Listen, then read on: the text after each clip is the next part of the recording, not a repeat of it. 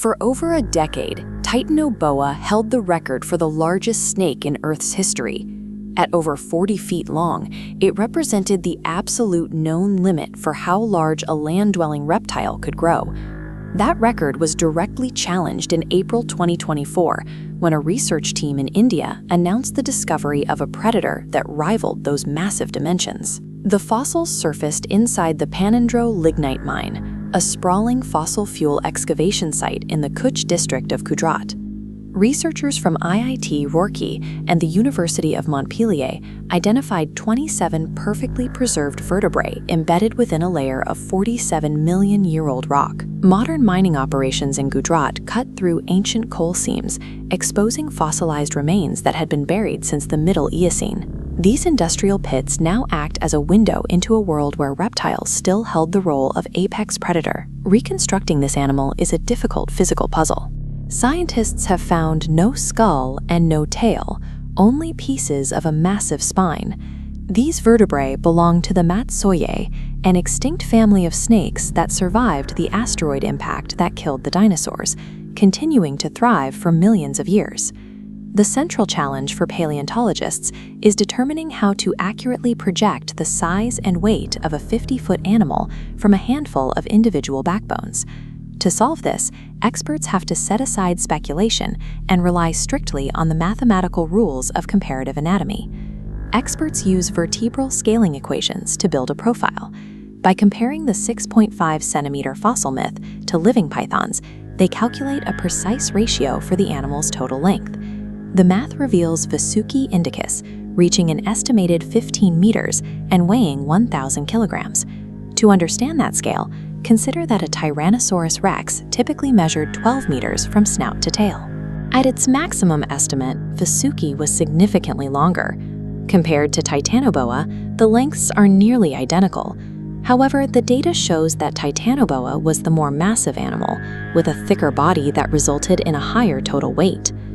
Finding a second distinct species of this size suggests that 50-foot lengths were not a biological fluke restricted to South America, but a reachable limit for ancient snakes across the globe. Vasuki's vertebrae show broad joints and small spines, indicating a body built for power rather than agility.